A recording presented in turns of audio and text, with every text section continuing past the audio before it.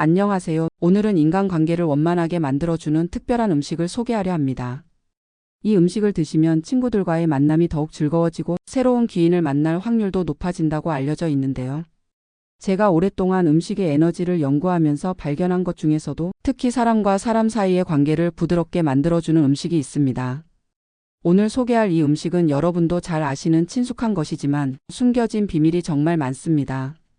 우리 조상들이 왜 특별한 날에 이 음식을 준비했는지, 그리고 현대에 와서도 왜 많은 사람들이 무의식적으로 이 음식을 찾게 되는지 그 놀라운 이유를 알아보겠습니다.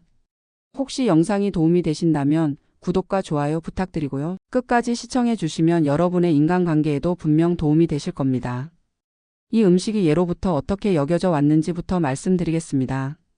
우리나라 조선시대 궁중에서는 중요한 손님을 맞이할 때 반드시 이 음식을 상차림에 올렸다고 기록되어 있습니다.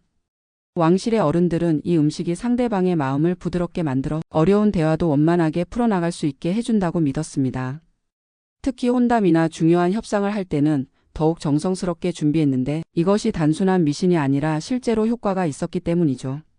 중국 당나라 시대의 문헌에도 비슷한 기록이 남아 있습니다. 외교 사절단을 맞이하는 연회에서 이 음식을 가장 먼저 내놓았다고 하는데 서로 다른 문화를 가진 사람들 사이의 벽을 허물어주는 역할을 했습니다.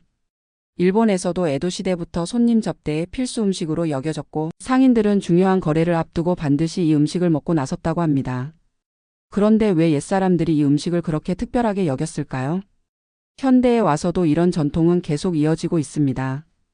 많은 식당에서 손님들이 모임을 가질 때 가장 먼저 주문하는 음식이 바로 이것이고 집에서 친구들을 초대할 때도 빠지지 않는 메뉴입니다. 사람들이 무의식적으로 이 음식을 선택하는 것은 우리 몸이 필요한 에너지를 본능적으로 찾는 신호라고 볼 수 있습니다. 이 음식이 가진 특별한 에너지에 대해 자세히 알아보겠습니다. 먼저 이 음식의 색깔부터 살펴보면 따뜻한 황금색을 띠고 있습니다. 풍수에서 황금색은 화합과 조화를 상징하는 색으로 사람들 사이의 갈등을 완화시키고 마음을 열게 만드는 효과가 있다고 봅니다. 또한 이 색깔은 태양의 에너지를 담고 있어서 주변 사람들에게 밝고 긍정적인 기운을 전달한다고 여겨집니다. 이 음식의 부드럽고 포근한 질감도 매우 중요한 의미를 가집니다. 입안에서 살살 녹아내리는 느낌은 마음의 경계를 부드럽게 만들어 상대방에 대한 경계심을 자연스럽게 낮춰준다고 봅니다. 모양에서도 특별한 의미를 찾을 수 있는데 둥글고 온화한 형태는 완전함과 조화를 상징합니다. 각진 것이 없이 부드러운 곡선으로 이루어진 모습은 사람들 사이의 날카로운 감정을 둥글게 만들어주는 역할을 한다고 여겨집니다. 영양학적으로 살펴보면 더욱 흥미로운 사실들이 나타납니다. 이 음식에 풍부하게 들어있는 단백질은 우리 뇌에서 행복 호르몬인 세로토닌 분비를 촉진시킵니다. 세로토닌이 충분히 분비되면 자연스럽게 기분이 좋아지고 다른 사람들에게도 더 친근하게 다가갈 수 있게 됩니다. 또한 이 음식에 포함된 레시틴 성분은 뇌 기능을 활성화시켜 상대방의 마음을 더 잘 읽고 공감할 수 있게 도와줍니다. 온도도 매우 중요한 요소입니다. 따뜻하게 드시는 이 음식은 우리 몸의 중심부 체온을 올려주는데 이는 심리적으로도 마음을 열린 상태로 만들어줍니다.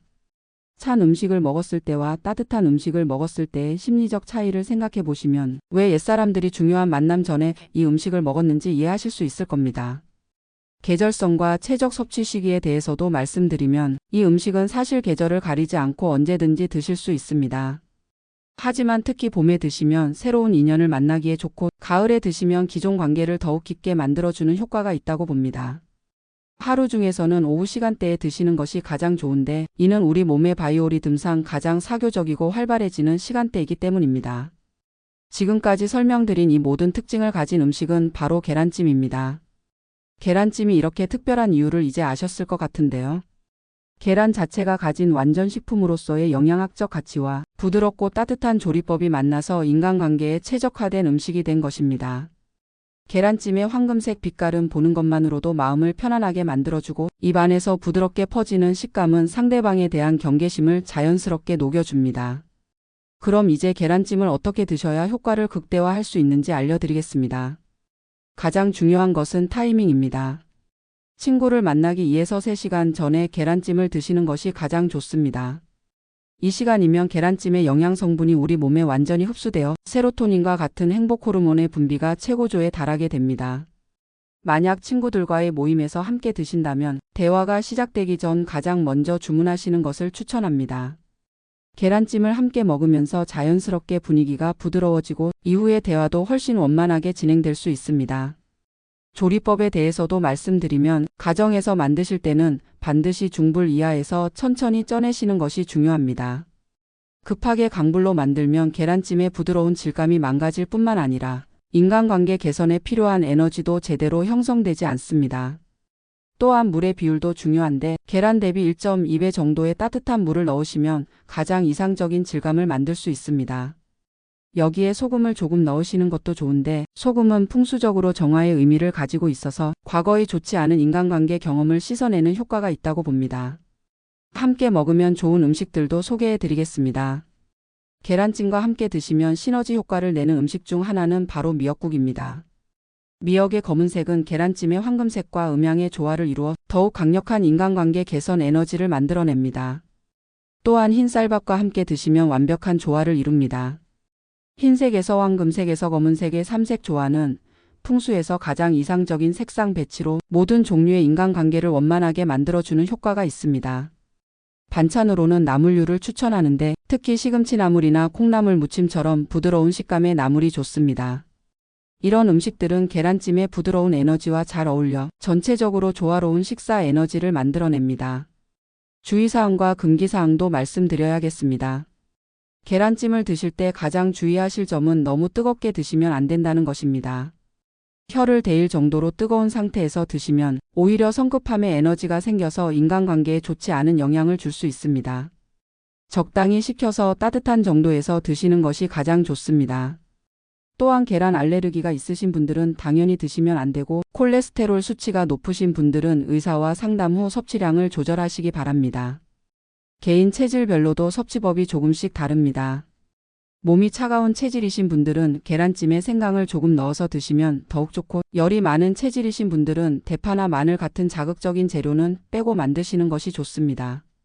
소화력이 약하신 분들은 한 번에 많이 드시지 마시고 조금씩 천천히 드시면서 몸의 반응을 살펴보시기 바랍니다. 제가 오랫동안 음식의 에너지를 연구하면서 느낀 것은 계란찜이 정말 놀라운 음식이라는 점입니다. 단순해 보이지만 그 안에는 인간관계를 개선시키는 모든 요소가 완벽하게 들어있고 실제로 많은 분들이 계란찜을 드신 후 인간관계에서 긍정적인 변화를 경험하셨습니다. 특히 오랫동안 소원했던 친구와 다시 가까워지거나 새로운 사람들과 쉽게 친해지는 경험을 하신 분들이 많았습니다. 물론 음식만으로 모든 것이 해결되는 것은 아니지만 우리가 먹는 음식이 우리의 마음과 에너지 상태에 미치는 영향은 생각보다 훨씬 큽니다. 계란찜을 통해 여러분의 마음이 더욱 부드러워지고 주변 사람들과의 관계도 더욱 원만해지기를 바랍니다. 특히 친구를 만나는 날에는 꼭 계란찜을 드셔보시고 그 놀라운 효과를 직접 경험해 보시기 바랍니다. 오늘 영상이 도움이 되셨다면 구독과 좋아요 부탁드리고 여러분의 소중한 인연들이 더욱 깊어지고 발전하기를 진심으로 응원합니다. 감사합니다.